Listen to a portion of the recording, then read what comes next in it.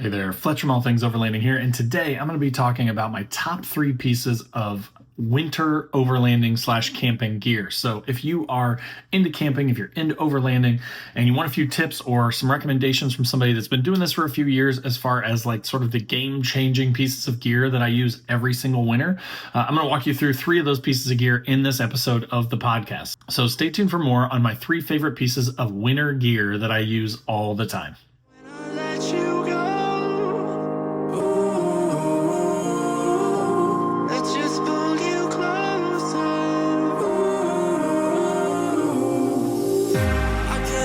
Where it came from, but you got it, my got it. It began in the land of the sandstorm. I fought it, though I wanted everything to do with what you give to me. Loosening my grip. So today is going to be me talking about my 3 favorite pieces of winter overlanding gear that I've got. I did sort of a summer one, and then I did a fall one, and then now this is the winter one where I'm going to walk you through pieces of gear. I may even add in some bonus ones towards the end here, so stay tuned till the end to hear all the tips and tricks and products that I use every single winter. So if you don't know, I am a huge winter camper. I love to go in the winter. I always go when fall starts. That's basically when I'm gearing up. So I generally am working on modifying my truck, building out things, changing my setup, that sort of thing in the spring and summer, because I don't like bugs and I don't like being hot. So my favorite season is probably fall, and then my second favorite is winter, but it's a close second. Sometimes I enjoy like being out in the snow and the freezing cold almost more than the fall. The only sort of downside for winter is you don't get to spend as much time outside. So because it's so cold, there are often times where I'll go and the wheeling is awesome because, there's snow and stuff on the trail. So it's a much more fun sort of wheeling environment. And that's what I enjoy about it. But then it's not like you can come back and stand around a fire if it's negative 10 degrees, right? So it does get so cold in the winter in a lot of the places that I go here in the Midwest, up into Michigan, up into Wisconsin, where you're talking like single digits down to negative, 5, 10, 15, 20 degrees. So it does get pretty chilly, and then that just means that you don't get to spend quite as much time hanging out with your buddies around a fire, whereas in the fall, obviously you do. So that's the only sort of detractor for me for winter. But with some of this gear, it changes that significantly. So it does actually, with the right gear, you can have an awesome time in the winter and you cannot freeze to death. So if you're listening to this and you're kind of like, I don't think I'm gonna like winter camping, or I've never tried winter camping, I hope that again by the end of this episode you've kind of heard some recommendations, some tips, some real world things that I use to make winter more enjoyable for myself. Hopefully that will make you more brave so that you can go out and at least give it a shot while being safe, of course. All right, so the first piece of gear, and I'm going to kind of go in order of like least important to most important here, is I have these Columbia fleece-lined insulated pants. Now, when I go in the winter, when it's really, really cold, these things are perfect for like fall. Like when you're talking like 50s, 60s, these things are fantastic by themselves. In the winter, I do add like a pair of sweatpants, just cheap sweatpants underneath of these pants. But the fact that these things are Columbia, they're pretty water resistant, and they're fleece-lined, they're very, very warm on their own, and they're pretty reasonably priced. I think they're like 60 or 80 bucks for a pair of these pants, but I've had them for like 4 years now, and I wear them every fall, every winter as sort of my top layer. Now again, when it's single digits, negative temps and stuff, then I will throw just a cheap pair of like Walmart sweatpants on underneath, some wool socks. That's another recommendation. Is again, clothing is very, very important, because even when you're in your tent, unless you have a diesel heater running and it's so hot that you take all your clothes off, right? You are going to need clothes that are going to keep you warm. If you go out and you're wearing jeans and you're wearing a t-shirt and a sweatshirt and maybe a coat, that's not going to be enough in single digits or negative temps. So layering up is super important. But again, these Columbia pants are awesome. Add additional layers underneath of them. Make sure that you've got wool socks and stuff like that that will keep your feet warm. Make sure you've got multiple layers for your top core section too.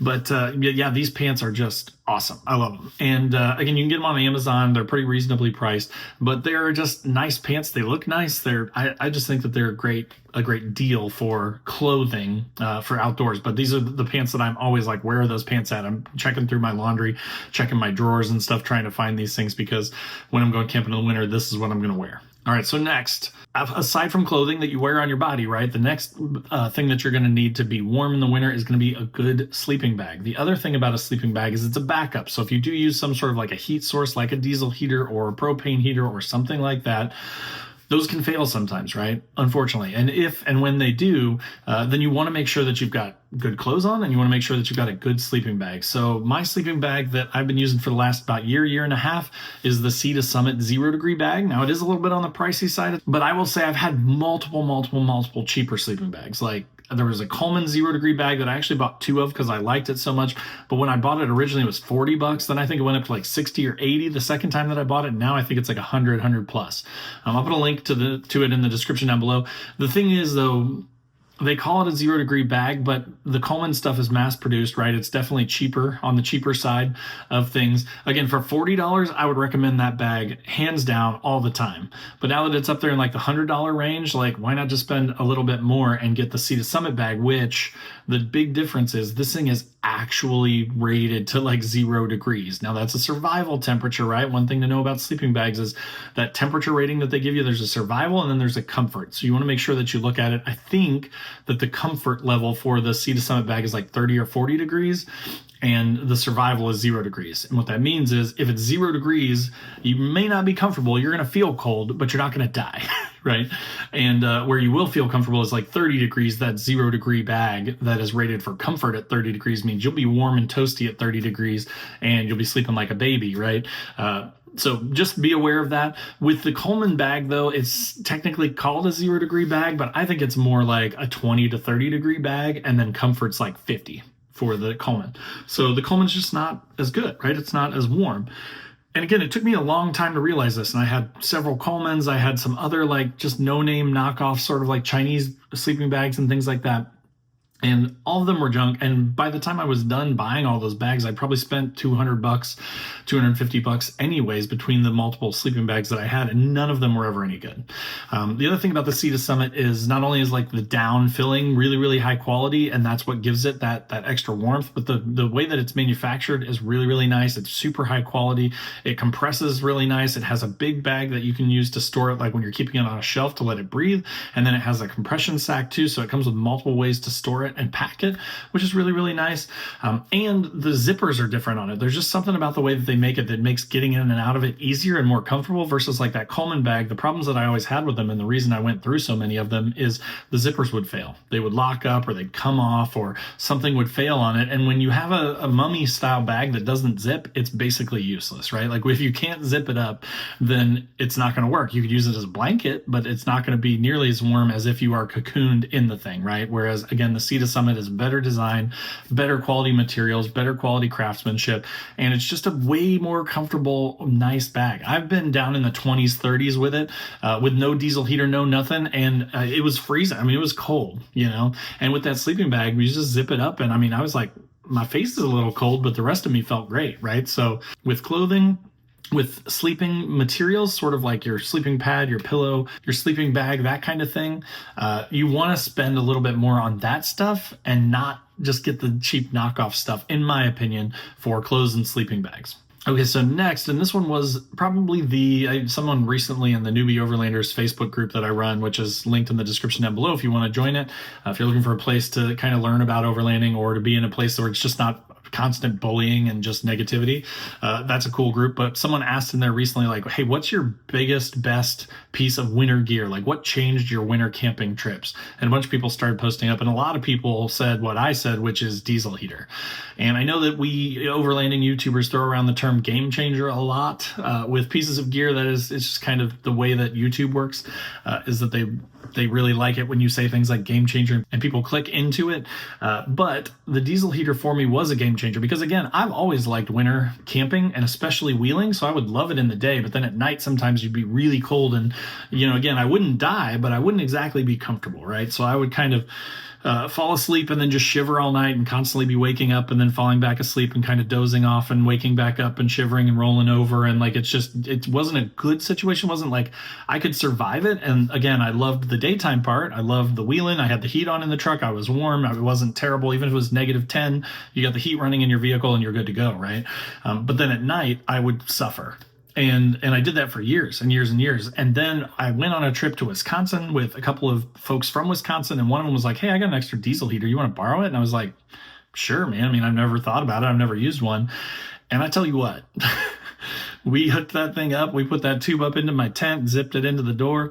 And I was in my boxer shorts. I'm like, this is amazing. And when I woke up in the morning, I've like had time to like sit up, just kind of get my wits about me, right? Like get dressed, check my phone. Like I didn't have to like, it wasn't like I was freezing to death and then I had to pack everything down and like jump into the truck and try and start the truck and get it warmed up. And then like it was going to be another 15, 20 minutes before the truck was warmed up and I started to actually get warm. Like I woke up comfortable and happy and dry. And the other thing about diesel heaters, if you're not aware of this versus like a propane heater, I definitely don't recommend any sort of propane heater in an enclosed like rooftop tent, which is what I use, because it creates CO2. So there's some potential risk as far as like it eating up all the oxygen in the tent because it's in the tent with you.